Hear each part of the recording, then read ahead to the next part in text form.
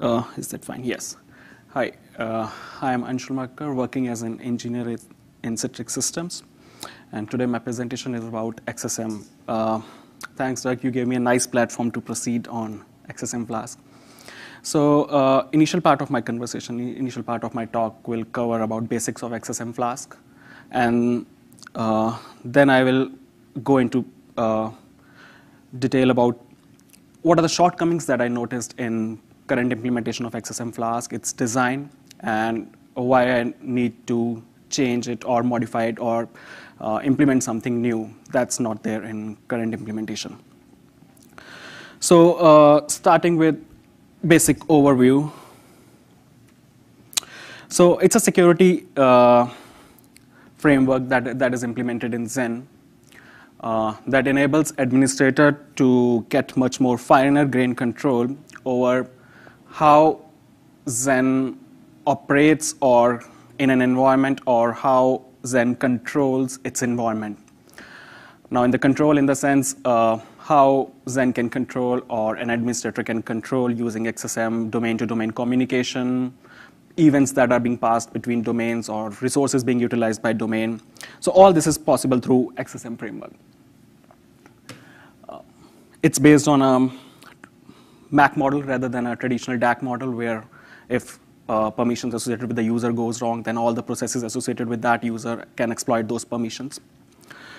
In this presentation, I will be using these, XSM uses these words, subjects and objects. So I will try to explain what are these subjects and objects. So subject is an entity in an XSM model which requests a permission over an object. So a domain can be a subject, and a resource can be an object. So a subject which requests a permission and an object on which the permission is requested.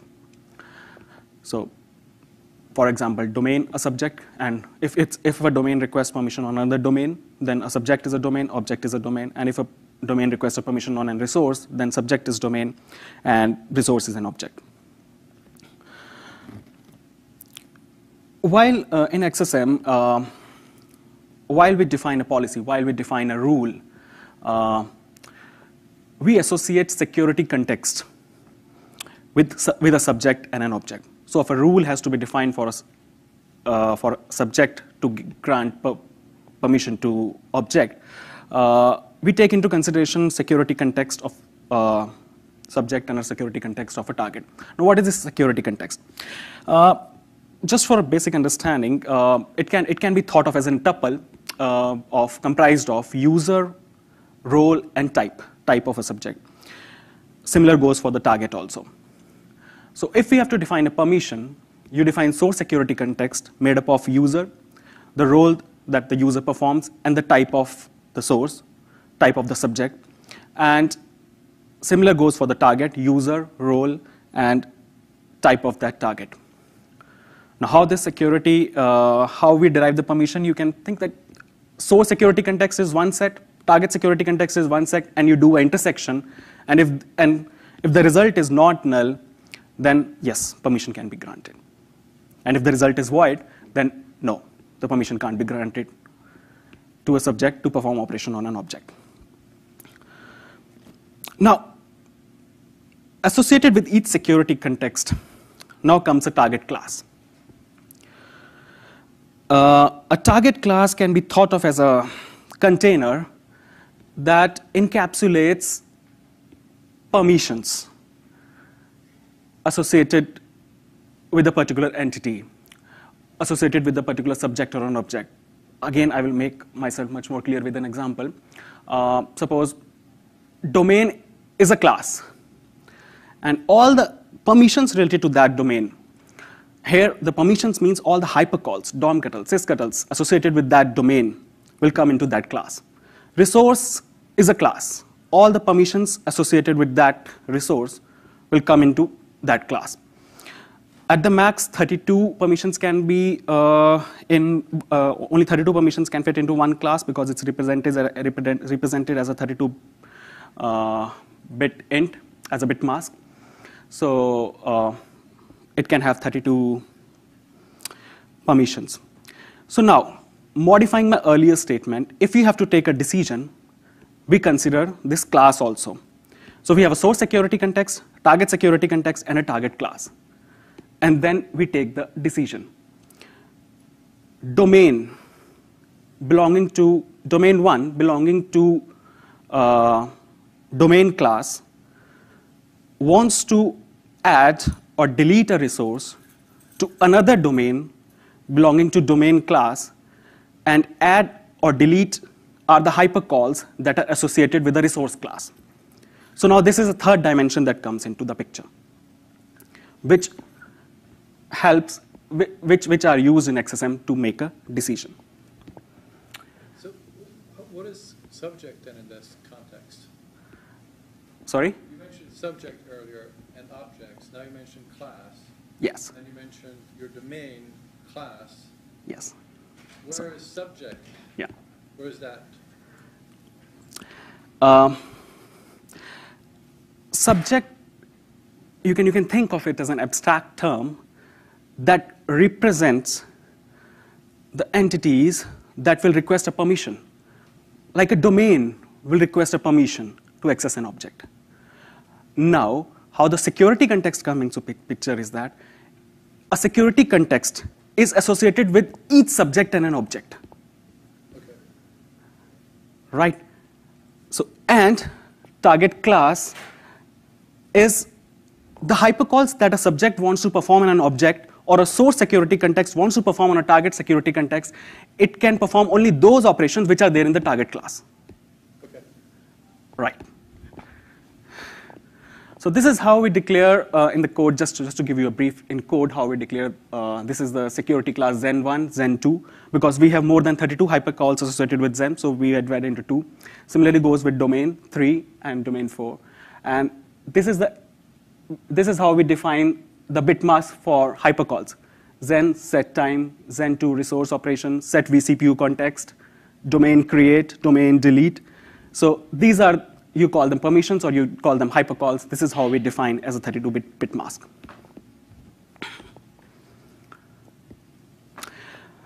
Now, the architecture. While researching on this topic, I figured out that there were basically 3 aims that were considered while designing this architecture. First is defense in depth, minimal performance impact, and flexibility. Now, how is defense in depth? XSM is basically implementation of hooks. Before a hypercall is executed, there is a diversion in the path, and based on the subject and an object that are subject that is initiated that hypercall on an object, the permissions are checked, and then a decision is made. So there is a deroute in the default implementation of hypercall. So these are basically hooks that have been implemented. As these are hooks, and it will involve extra comparisons, extra conditional statements to check for the permissions. Another major requirement was the performance impact should be minimal. AVC cache, I will go into detail about that in the next slide. So this was AVC cache was introduced to minimize the performance impact. And third thing was flexibility. How this was flexibility, how XSM ensures flexibility. In XSM, you can consider 2 major components are involved. There are more also, but 2 major components. One at the upper level you can think of as an object manager, which requests permission. And at the bottom level, we have a security server or the decision-making machinery that gives the permission. So these 2 are independent and they are segregated. Based on your requirement, you can change the object manager or the policy enforcement logic, and the decision-making machinery, decision-making, or the security server, decision-making entity can modify the results based on the change in the policy. So these 2 are independent. You don't need to worry about the security server or the decision-making machinery. It's separate from the policy enforcement logic. Some of the other components that are involved in XSM security, policy. At present, it's a big monolithic block of one single big policy. We define set of rules which governs the decision. And how the rules are defined, it's allow domain belonging to DOM0 type to execute these hypercalls, set vCPU context, max vCPU, or set domain maximum belonging to target class domain on another domain belonging to DOM-U type.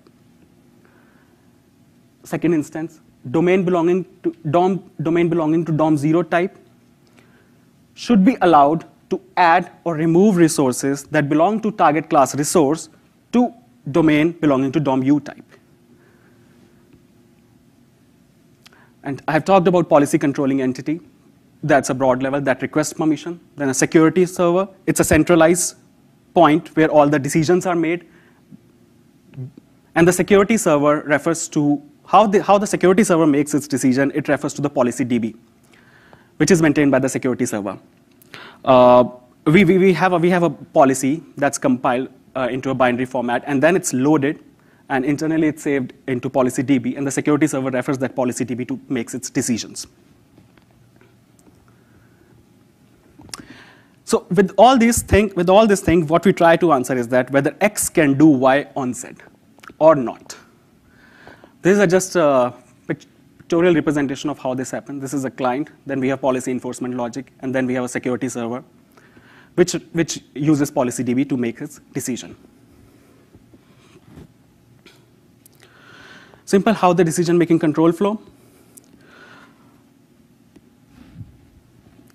Access rules defined in a policy. Domain created with appropriate security label. This is another important point, as I mentioned about security context. So each domain that's created should have an appropriate security label, which is the source context or the target context based on how this happens, how the subject or object is being used. So every subject or an object or every domain or a resource has to be created with a label. Then only the XSM will be able to take decision. If it has not been labeled, then it will be categorized as unlabeled, and its access will be blocked by default. That's what the policy says. So domains are created with appropriate security label. Policy compiled and loaded by tool stack. We use XC load policy. Access made, permission is requested. AVC is checked. AVC is the cache. Oh yeah, I missed this AVC cache component. So to improve the performance, we always don't have to go to the security server to make the decision. Once the security is, if a permission is requested, then first we check this AVC, and if it's a cache hit, the decision is returned from this AVC, and if it's a cache miss, then we go to the security server. Decision is made, results are cached, and then returned back. So this is the AVC cache. This is how we XSM takes care of improving the performance. So access rules are defined, domain created with appropriate security label, policy compiled and loaded into policy DB, access made, permission requested, AVC is checked, if cache hit, return the access decision, if cache miss, consult security server. Security server takes a policy decision in consultation with policy DB, results returned to the requester, and the result is cached in the AVC for future references. Just to make things clear, how this table or the policy DB will look like. So you can think of it as a two-dimensional table where subjects are running down the left edge and objects are running down on the top row. So we have DOM-0 with source security identifier or source security context can create DOM-U with target security identifier or target security context of 5. DOM-U of source security identifier 3 can access resource or an object with target security identifier of 4. So it's a table which security server takes into consideration while making decisions. And what is a security identifier? This is another question that can come to your mind. So internally, security server doesn't recognize security context. It maps each security context to an independent or a unique security identifier. That's SSID. That's SID. Again, a picture representation. Domain created with security label. Goes to policy enforcement code. It requests access. Query permissions from AVC. If it's a cache hit, return answer. If it's a cache miss, go to the security policy, return the permissions, and a bit of code, how these are internally implemented. We generate, for some of the basic entities, we generate initial SIDs to start with. DOM0, this is how SID DOM0 gen context, DOM-U gen context, then class Zen, which I explained earlier. Now this is important. Hooks, Flask, domain create. Just to give you an example, as I mentioned, XSM is basically XSM implements hooks. So what happens is that suppose Zappy or the tool stack wants to create a domain. It issues a create domain hypercall or a priv command that goes to Zen. Now before Zen executes that hypercall to create a domain, what it will do is there is a D route, and this from hypercall, before implementation of hypercall, this function is called Flask domain create, and it checks AVC current has permission, whether the source has permission to perform domain create operation on target object. So this permission is checked, and if the security server returns an answer yes, or AVC returns an answer yes, then this operation is allowed, and domain is created. These are some of the interface files or the configuration files that we use. For each module, we have a separate configuration files. DOM0, we can define independent rules for DOM0, DOM-U, NIC, independent resources, IMM, NIC. For each subject or object, we can define an independent configuration of rules, which will be compiled in a one big policy configuration file. Now comes the problem statement, which led me to work on some modifications in the present architecture. Now, in the present architecture, all the rules, all the policies has to be associated with the type, which is a general broad criteria, general broad categorization of objects and subjects. Like if a rule has to be formed, it will be for all the objects or subject associated with that type. There is no specialization. Suppose if I just to give an example, if there is a broad level category, introspection domain type, and we have two domains, intro1 and intro2. And if the introspection domain type says that it's allowed to introspect another domains, it's allowed PCI access, it's allowed access to resources. Now, if intro2 doesn't want access to PCI resources, it will still be allowed. It will still be given access permissions to do PCI pass-through, to access a PCI device, because it belongs to introspection domain type. As Doug mentioned, that we need to be restrictive. If there is no need to grant the permission to a specific domain if it doesn't require. That's where I find this to be too general, and there is no scope to be specific. It has to be based on type.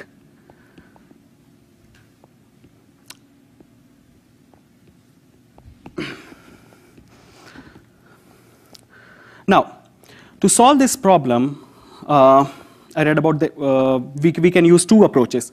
Either we define a separate type based on specific set of requirements. So we have an introspection domain type 1 to do this, introspection domain type 2 to do this, to introspection domain type 3 to do this. Or we duplicate permissions for each domain. But both these approaches will lead to more complexity, more complex XSM hooks, and reduce flexibility. So now what I'm proposing is that be restrictive and be specific. And second is flexible policy. In be restrictive and be specific, I will come into the detail of flexible policy later. So in be restrictive and be flexible, what I'm trying to introduce is that there should be a possibility to introduce a subset of the umbrella policy.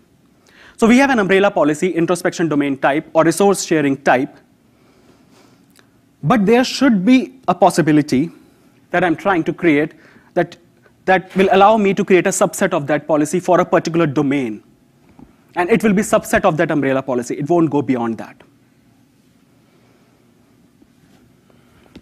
So just to give an example, we have an umbrella policy where a domain belonging to DOM U type is allowed to add resources to another domain belonging to DOM U type, add and delete resources. But I want a domain which should only be allowed to add a resource, not delete a resource. So within this, I can formulate a subset of that policy which will be restrictive. I have an introspection domain which should be allowed only to access IOM resources, not to gain access to PCI. So I can have a subset within that umbrella policy. So the umbrella policy can be broad. Within that, I can have a subset of that policy which is more specific, which can be more specific, which can be specific to a particular domain. Now, to implement this, there are some set of prerequisites that needs to be fulfilled. First is that what I am proposing is that security policy should not be based on subject and object. It should be based on requirements. And we can have multiple security policies. Not necessarily all the policies are loaded, but we can have a specialized security policy for introspection domain that will do only PCI pass-through, or for a resource sharing domain, resource sharing use, which will use the resources. So we can have specific set of policy based on the requirement rather than subjects and objects. Now, with this implementation, it will also necessitate that it should be able to dynamically load and unload the policy. At present, what happens is if we have to load a policy, we need to compile it and then load it at boot time or after boot.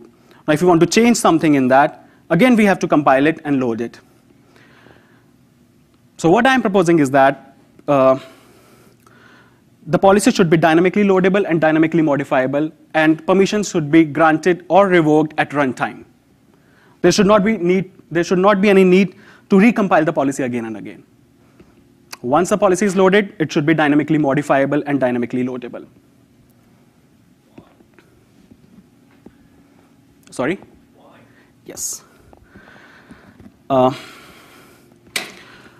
Because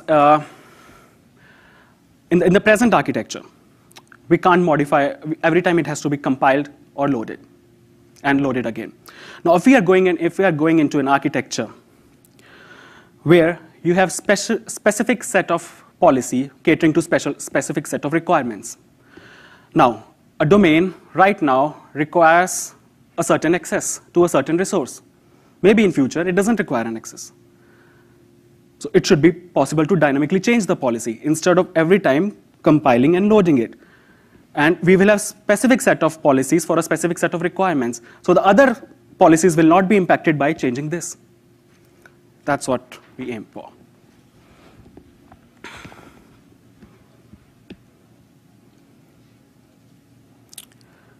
So what are the challenges in this approach?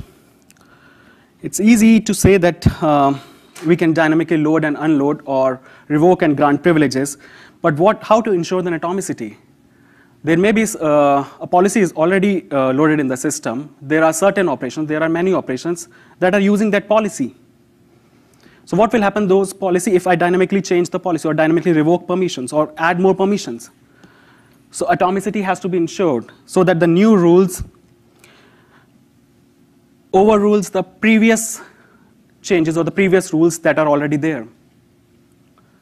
What happens if a certain operation is going on which is using the current policy, and if in between if I revoke the policy? So what happens to all those kind of operation? And just imagine how this problem will escalate in distributed environment.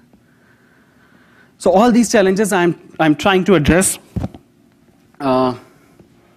with my I will float the design doc and for comments. So all these challenges I'm trying to address. And with 3 minutes left, what is the high-level approach that I have thought of and what I'm trying to implement? So with each domain, I am trying to introduce a unique identifier, which will be included right from the stage the domain is created, along with security label. So this UUID, or the unique identifier, will be a part of security label, and it will percolate down right to the point security server takes its decision. So So while the security server takes its decision, it has to consider the UUID, unique identifier associated with that domain, and it needs to think whether there is a subset of the umbrella policy specific to that domain or not. So now when I load the policy, along with security identifier, source security identifier, I will have source UUID. Along with target security identifier, I will have target security, target UUID, and then target class and restrict. So this unique identifier for a domain will allow me to restrict the policy, to restrict the rules for a specific type of domain. For a specific, not a specific type of domain, but to a specific domain. And be more specific and be more restrictive.